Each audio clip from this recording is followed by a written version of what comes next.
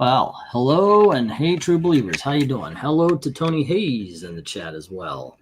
Alrighty. I'm still waiting for Dom and Dalton, but you know what? The show must go on, as Pink Floyd says. I see the quote there. I was getting some bag and backing boards unwrapped here to get the next week's auction ready. Tonight's story, ladies and gentlemen, is Dylan Dog. I hadn't read the first issue. This kind of is a comic book origins video. I've got to break this thing down, actually go through the whole thing. But that's not what this show really is. We talk about the stories that we read. I hope you had a chance to read it. I go to read comics online for a lot of this. As a matter of fact, I'm going to show some of it. I can't show all of it because there's boobies. You can't show the boobies on the YouTubes. So no boobies. But by the way, I found these right here. It's called Sun Glow.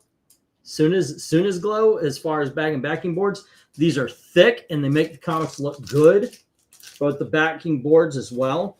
And I have decided I am done with BCW because these are such a higher quality. So I'm going to go upstairs after this and just put everything together. I'm going to have an auction all set up. And then for my Ko-Fi followers, I'm going to basically preview the auction lot by lot. So that's one more benefit of being a monthly subscriber. That being said, let's get to Dylan Dog #1. That's what we're going to talk about. The links are shared. I'm not exactly sure what's going on with Dylan and Dom, but they can join. All righty. Anywho, okay, so with Dylan Dog, I saw the movie. The movie's my introduction to Dylan Dog. I didn't know until afterwards that it was actually a comic book. This was Dalton, the one with the beard, the Dalton with the beard, not the other Dalton. This was his pick. Had no idea about this character. Apparently, he's a French character. I was surprised to find out that there's over 200 issues in this run. So this isn't a new character. This is just something might be new to you in America and such. The thing is, I got to tell you, it's one of those situations where they had to change a few things for American audiences. And I think they changed them for a better. Okay, let's get this. Let's get to this. Of course, as I said before, I do have to be careful because of the questionable stuff that some busybody is sure to become just upset with. I hate the busybodies. The Gladys Kravitz for the old people out there. You know Gladys Kravitz from Bewitched, always looking out her window at the neighbors. Abner, you wouldn't believe what's going on at the Stevens house. That lady. Yeah, there's going to be problems. Okay, so I don't even know the intro, by the way, because this is in French or Spanish. Con un pubblico davvero insolido. Yeah, I think that's Italian, actually. Anyway, it's Dawn of the Dead. And basically, yeah, no kidding. This is Dawn of the Dead. It starts off, this woman's running, and she's like, oh, my God. And she's basically running from a zombie. I'm going to skip that panel, of course. And just as the zombie's about to get her, she turns around. She keeps running. And that's what the opening. The opening up is very cinematic. I do have to say, and one thing also, it's very good at sequential storytelling. I'm very impressed when we get a book that is sequential. I mean, you do not have to have dialogue in order for this book to be good, or at least for you to understand the story. So you know what's going on. You know she's being chased. You know, in all honesty, that it's a zombie and that it's her husband because she's calling out to him. She's telling him, go away, John, go away. So you know there's a relationship there. And she ends up killing him. And soon after, she ends up going to Dylan Dog, Nightmare Investigator. And that's where we meet Groucho Marx. This is in the comic book, not in the movie. I was like, really, Groucho Marx? And it turns out it's actually Groucho Marx raised from the dead, and he wants to get back into comedy. And in doing so, they really do have a whole bunch of one-liners in here, like this one. What did the emperor have for his lunch? Caesar salad. Ha, ha, ha. The jokes are lame as in here. And here's where the book falls apart to me. This is an okay book. I can't say this is a good book. This is an okay book. Mainly because of this. You see it?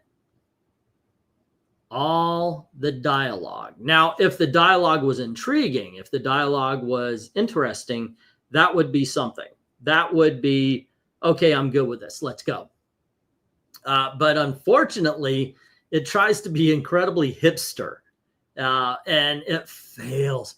This is like, what's his name? Brian Michael Bendis, before Brian Michael Bendis was a thing. Okay, now we've got somebody here. How you doing, Dominic? I'm doing well, Angleton. How about yourself? Oh, getting along. I had to start without you guys. I don't want to start these shows way too late. No, I completely understand. Yeah. So I was talking, you read this, yes? Yes. Okay. I was talking about the fact that I loved the sequential art in the beginning of it. The fact that you just follow along. It's really easy to follow. But then it becomes dialogue heavy and it wants to be clever. And I think it fails. Like this opening scene up here, I think is really, the chase is really done well. I agree. And then she gets to meet Dylan Dog, and it just comes to a halt. Yeah. The dialogue heaviness does disrupt the pacing of this first issue. Yeah, I've never read beyond this. This is the first Dylan Dog comic book I've read. I didn't even read the Batman Dylan Dog that came out last year. But she explains, at first they actually talk about, it doesn't matter if I believe you or not. It matters that I find the case, blah, blah, blah, yada, yada. So it tries to be clever. It's not. It tries too hard. Yeah, but, it really does. However, I've been feeling like this does get fixed over time. Yeah. So you've read beyond the first issue. Well, I just want to read like I want to read the first 3 issues. Although to be safe than sorry, like I assumed we're reading only the first issue of Dylan Dog. Considering it's 60-something pages, I figured the first book would be. No, it makes sense. Yeah. Okay, then everything's all good. Yeah. But he said, jokes aside, I want you to realize that you're talking to a weird guy. The only investigator in the whole world, for all I know, that handles phenomena like ghosts, lycanthropes, and lycanthropes. Or vampires. Whether I believe or not in the existence of these phenomena is completely irrelevant. What matters is that I refuse not to believe in them, unlike the majority of serious people. Hey, One Slick, what's up? There actually comes a time where I wonder, would I be able to, because I'm one of those people who like to think, yes, that if I saw evidence of a lycanthrope, that I would go, holy shit, we're dealing with werewolves, or, oh my gosh, it's vampires. Or would I be one of those, no. Oh, it's more like once you see it, you want to be willfully ignorant. Well, yeah, it's kind of the whole Shakespeare thing, right? Not Shakespeare, Sherlock Holmes. Yeah. With once you negate the possibilities, anything left over, no matter how improbable. Yes. Which leads to the belief in the impossible. Yeah. And I think I would. I think I would actually believe in this kind of thing, because if me and Gail can't find our car keys, I end up looking in the theater, not the theater, the freezer, or I'll look in the bathroom. I'll look in places that keys should never even be considered being in, because I think, well, we looked in the usual places, so now it's time to look in the unusual places. Why would the keys be in the garbage? I don't know, but we know that we don't know where they are. We just know that where they aren't. Which is what he's saying. It's not that I believe in it. It's that I refuse not to believe in it. Yeah. And even as the first issue, it's part of the dialogue heaviness, it doesn't go into any of the current nonsense and extremes that that we've been experiencing, and still working our way of reversing. Yeah. Okay, so this is. Did you get my email from yesterday? I don't think so. In all honesty, I've been getting ready for family and such. Which, by the way, that turned out to be. We were supposed to pick my family up from the airport. They were going to visit for a week, so I drive all the way out. It's an hour and a half drive there, an hour and a half drive back. I am exhausted. And as we were approaching the airport, my daughter goes, "Oh no." I said, "What?" And she says, "It's June 26th. Oh, so there was a mix up in dates. Yeah. So I drove all the way out there for nothing. But you know what? Me and my daughter had a great day today. And we basically gave ourselves a Styx concert. I put in the Styx CD. I made myself, of course, and we were just singing and talking and joking. And instead of getting mad, I just acted mad and I told jokes about it. It's like, and Indiana roads are so freaking bad. And I remember I got her laughing because I said, the potholes are so deep on this road. We're going 90 miles an hour. It turns into Dukes of Hazzard out here. And for some reason that triggered her and she's laughing her ass off over here because I'm just losing my mind. But no, it turned out it's okay. It was a good that's day. Good. Plus, you can't go wrong with Styx.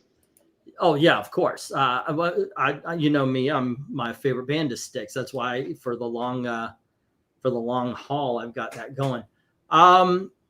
5650. That sounds good, Tony. Yeah,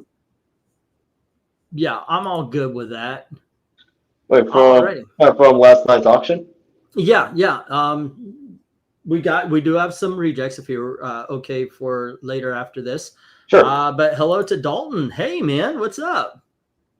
Well, aside from Twitter deciding on top of everything else not to send me notifications when I send messages now. I literally sent the link into our thing and you went, "When are we doing the show?" I'm like, "The link's out there, man. Come on in, man." But no, I was talking, let's get back to the book because we're kind of just chatting right now. It was a good day though. I even though we drove 3 hours for no reason, I just had a good day with my daughter, Yeah, it was just fine. The only problem is, if I had known it was just going to be a road trip, I wouldn't have wasted my money on Popeyes. I would have gone to a nice, let's go sit down somewhere. I hate fast food these days. Even if it's, I don't blame you. Yeah, I'd rather even go to a fast casual, than a fast food. So, anywho, Dalton, just to catch you up, I was talking about how I thought the opening was very good. I thought it was good. It's very cinematic. The sequential art was amazing, and then once we get to after that, this book stops freaking dead in its tracks. And it tries to be overly hipster. By all means, please talk me out of this. I want you to talk me down from the ledge here. You're right. As the first issue in a series that apparently got good eventually, had I not gotten to this character via the movie, this would probably not have sold me. Especially, and this is a minor pet peeve of mine. If you're doing a book that requires sequential art, color it, goddamn you. I don't know. Let the sequential art tell the story, because even though the dialogue heaviness does disrupt the pacing, you can still understand what's happening. Right, but again, I acknowledge this is a nitpick of mine. But if you're going to put a scenario where a visual medium is a core part of your art form, add color. Well, I'm not so bothered by that. Or at least tonally justify why it's in black and white. This is 1985, 1986. A lot of 1986. Yeah, a lot of independents back then were in black and white, and I am okay with that. And I've seen images of Dylan Dog in color, so it got color eventually. It's just What bothers Yeah, I me guess it was is in industry standard for what indies bothers back me is then. this: no doctors, no you. Only you can help me, Sybil. You must kill me. Maybe you're right. I should definitely kill you, but I'll do it when you're feeling better. Now I'll call the hospital. The dialogue is like nobody in this entire world has ever talked. It's almost as bad as Silver and Golden Age. And I forgive heavy overwrite dialogue in the Silver and Golden Age because it was aimed directly at kids at the time, or it was aimed as a quick read for soldiers. So, you know, it's a lot I can forgive them for that as well. Not Tony, And this guy's it was a zombie. also a different literary background back then, so it was expected to some degree because it was referencing kind of the adventure pulp genre that came before it, But and so on. This ended up being a book that I gotta say, once again, like you said, if it wasn't for the fact that I saw the movie and I actually find it to be interesting, I don't think I would ever made it to the second issue. I still intend to, hopefully, when the omnibus comes back on sale again, to get the omnibus, because apparently the series does get better later. But yeah, as a first outing, this would not have sold me, especially not in the 80s when the British invasion was happening and all that business. So yeah, the Italian invasion was not as prevalent. I think Echo. I did a comic book origin on a book called Echo. I don't know if that was French or Italian. No, it was Italian. Marsupilami is another. Yeah, one. Marsupilami. I remember reading that as a kid. Yeah, and I remember there was a game or something on that. Yes. One thing I will say for the dialogue and why I'm slightly more willing to overlook it, it is possible that this is an English translation and therefore it might have sounded better in Italian. Yeah, I could see that. How old are you guys? I am 55 years old. I will be 30 this coming July. Well, I'm still 27, but later on, I'll be 28. He's the baby. Actually, surprisingly enough, your future bride is also 28. My daughter is 28 as well. But oh my goodness gracious, this might actually be the shortest one we do of these because it's like I don't know where to go on this. It's it's a zombie. It's a zombie. A zombie case. Yeah. Where the woman is accused of killing her husband, and she's like, he's already dead. And this leads to this doctor right here, the light-haired doctor, not the bald guy. And okay, excuse me if I don't adore your work, doctor, but I'm shocked by the corpses, which by looking at what job I do is not really logical. And it's just none of this actually matters to the book. You could skip every bit of this dialogue and still understand. Nor does it sound like something that a person would ever say in the history of ever. And I'm sorry, Dom, bearded Dom. Yeah, not everything translates well from another language. That is true. What I should have done is looked into Dylan's storyline and found one that was well regarded. Is what I should have done. We should have not just started at the beginning. This actually, I got to admit, this had me because I'm looking at him going, wait a second, this is Dawn of the Dead. I was like, this looks familiar. And then when it got to this right here, I was like, no, this is Dawn of the Dead. And then I realized, okay, they're actually in a movie theater and they're waiting for the bus where they're going to go meet Blonde Doctor from this scene. And I was like, okay. And then it's like, okay, he's just name dropping movies. It's very much modern day hipster where he's like, don't dare call Dawn of the Dead. What was it? Trash. And we're going to see American Werewolf in London. I've seen it 14 times. I do like this line. It's starting. I don't want to miss a thing. Otherwise, I won't understand any of it. Gail gets mad at me when we're watching a movie I've seen 100 times and she starts talking. And this is why. She hasn't seen these movies as much. Like I showed her, I'll show her, just for an example, I'll show her Empire Strikes Back. She's never seen it. For an example, obviously she saw it. and it would be like laser fight, lightsabers, oh no, I'm off. You cut my hand off. I'm scooting over, and it'll be like, oh, you can't. And then he says, oh, Ben never told you the truth. And Yale at that point will go, you know what? I'm going to go get a snack. Doesn't matter what movie it is. That's where she leaves. That's where she begins to talk. Why? I don't care. I am confused. If we were watching a mystery, Gail would go, it would be like the mystery be, and now I'll tell you who did it and why. You know what? I remember that so-and-so called, and we really should stop it. Why would you get to the climactic scene of the thing and then decide, oh, I have other things I should be doing? And the thing is then after she'll talk, she'll go back to the movie and she'll go, what happened? Wait, what? And I am sorry, but I am not going to say anything ill of Gail because she is your wife, and therefore I shall not say anything. Right now, you're going, are you sure you want to be married to her? Yeah, that has happened to us. As your friend, and therefore more sympathetic to you in this instance, I would have difficulties with not raising my voice to such a person. And it's not even mysteries. It's not even mysteries. It would be like if we were watching Animal House. She would get up and go to the bathroom or go do something during the Germans bomb Pearl Harbor scene. So she would come back and they're messing up her parade, and she'd be like, "Why are they messing up her parade?"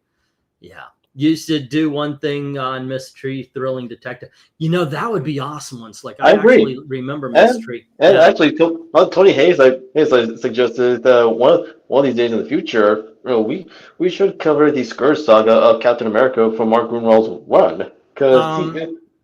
Also, I was wondering if y'all want to do kind of an emergency one, maybe next week, since we had this week covered.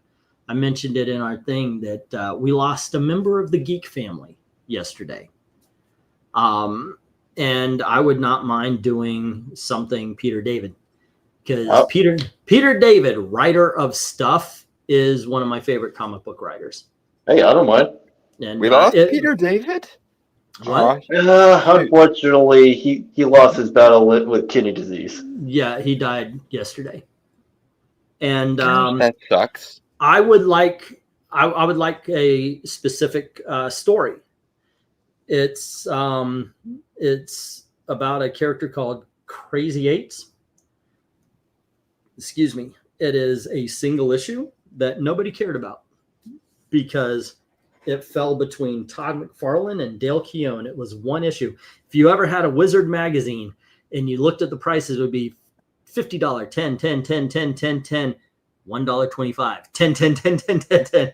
And that $1.25 was his take on the death penalty. And now Peter David admittedly is a crazed far leftist. He says, I'm way too liberal.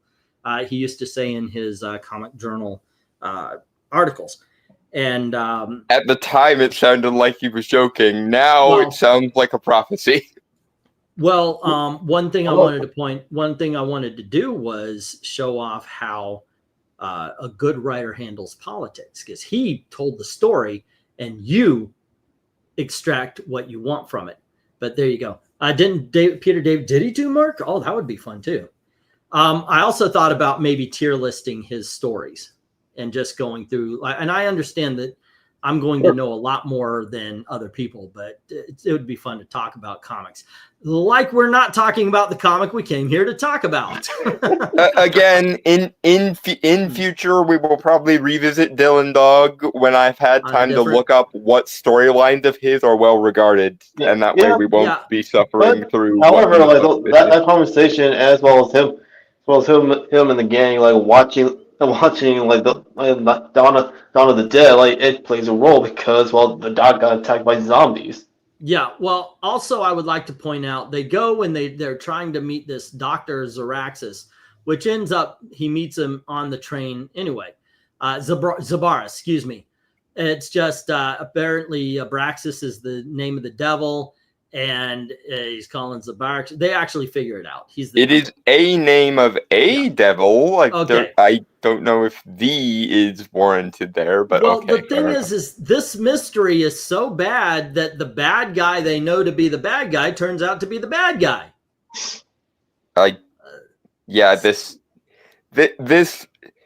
what was a bad choice was starting at the very beginning of the character and not actually doing some homework to find a good exemplar of a Dylan Dog story. You know what though?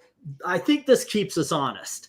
Okay, like we're gonna do stories, and look, we do stories that are out of your wheelhouse. So eventually, we're gonna get to something you're gonna go, "This was not good," and that's fine. I would rather us talk about a book and give an honest opinion than try to blow smoke up anybody's ass. I don't even like to do that during the auction where I'm literally trying to sell you a book. If a book sucks, I'll be like... That being said, we kind of earmarked this for good stories that most people have never heard of, or good stories most people probably wouldn't remember, or something along those lines. Yeah. So I take responsibility for this, given that this was my suggestion and I did not do the necessary homework to find a Tony, good story. They actually mentioned nothing. Like right here, they say, "Ladies and gentlemen, we're about to reach a traditional, cheerful, and friendly Scottish town." So they don't even. I mean, it even says undead this way. So there is no. We know they're in Scotland. That's about it. Beyond that, they move in. They realize, oh wow, traditional, but it doesn't look very cheerful. Undead, more like yeah. Although undead, to be fair, there is nothing traditional about Scottish towns being cheerful. Yeah, Scottish people, much like Irish people, and this is the one thing they have in common, enjoy being dicks to each other repeatedly. Yes. And I would be using the word that they use for it, but he has forbidden that word from the channel. So okay, so Tony is saying there's a rumor, of course, Groucho was a character in this, that the Marx Brothers got their names from a town called Galesburg, Illinois. Here, this also bothers me. This happens all throughout.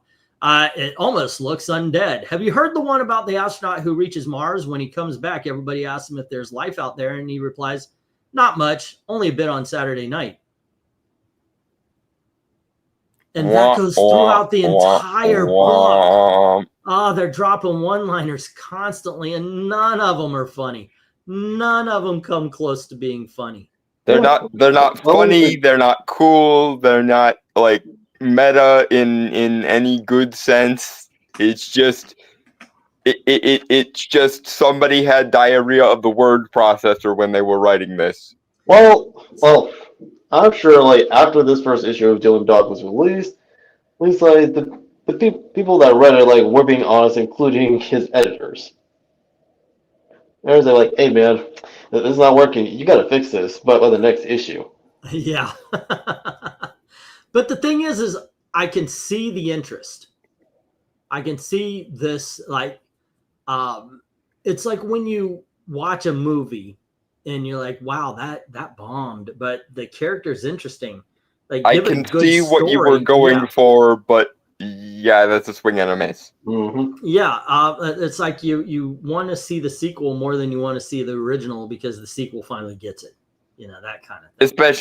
Especially in today's day and age, because so many bastarding things save the entire plot for the sequel because we sequel beg for Mission no Impossible. reason. Mission Impossible. The first one was a good movie, but the second one bombed. The third one, they found their footing. Mm-hmm. And that's when it's like, okay, let's go now. And well, that's why I have to say it regained its footing. Yeah, well, there you go. Yeah, regained. Yeah. Now I'll say is just quickly on the first Mission Impossible. It is a good movie, and I do recall like watching the original like every now and again as a kid. So like looking back, like I still enjoy the movie. I just don't like what the movie had done to one of the original characters of Mission Impossible. Yeah, that's what. I never really got into the Mission Impossible franchise, and it would seem really counterproductive to start now, considering that the last one allegedly is in the theater now. Yeah, So anyway, yeah, like I said, they come to find the bad guy is actually the bad guy. So mystery solved. As if we didn't figure it out earlier. They flat out said, "Oh, he's the bad guy," or is he? Ha ha ha! Yes. So there you go. If you're gonna do the or is he, at least either commit to the pantomime aspect of it or commit to there being a twist of some description. Like one of these options. You at least have to have two potential bad guys in order to have a whodunit. Hey, at least right now, I live with Dylan. He is facing off the zombies. Or at the very least, do like Columbo or this new show called Poker Face, where you're shown the villain, you're shown who did it, you're shown how they do it, but the show and you're waiting for the goodies to catch up. What it is the whole show is not about the murder; it's about how the detective figures the murder out, catches them eventually. The mistakes and such. I remember watching the trailer for Poker Face, and it is nice to see that actress again, because she has been like growing in popularity as well as improving as an actress. And the premise of itself is promising, because with Poker Face, that's a term you hear from when you're playing poker. Yeah. So anywho, Dylan Dog, it must have gotten better eventually, because this character went on for several there's thousand 245 issues of this. So at some point in time, it got good enough for people to continue it. It's just this first issue I can't recommend. It was rough. It's a dud. We will revisit this character again when I have time to find what storylines of his are well regarded. For an independent, as you can see, the art is fine. I think it's done well. And like I said, maybe later we get color. But trying too hard, that is exactly a good way to put this. We're just trying too hard to make the characters cool, trying too hard to make them funny. It's like watching a cosplayer at a convention and they're dressed like Deadpool, so they think they're funny. It just and here's a better way to do this, and I will use another suggestion I put on the list as a counterbalance to this. Harry Dresden in the Dresden Files wants desperately to be a badass, but he's also a giant nerd and also has diarrhea of the mouth a lot of the time, especially when he's cornered and afraid. So he ultimately usually winds up looking more lame than he does badass, at least according to his standards. But that frequently becomes an endearing aspect of Harry. He tries so hard to be the noir badass or the heroic badass, and frequently falls flat on his face due to his own incompetence and or his geekery just getting in the way. Yeah. So anyway, next week, kids, we're going to be talking about, I guess we could talk about the whole story. I think we could do it. Maybe we'll do a longer one. We'll start at 9:30, same. Well, let's just nail 9:30 down. That's our time. Yeah, that works. So next week we're reading Camelot 3000, right? Camelot 3000, kids. At least that one has a reputation. So if you haven't read it, go check it out on Read Comics Online. Thankfully, I found it at an Ollie's a couple of years back. Nice. Never read it. Put it on the shelf. It's been sitting there since. It's open, but I've never read the story. So I am truly looking forward to doing this. No.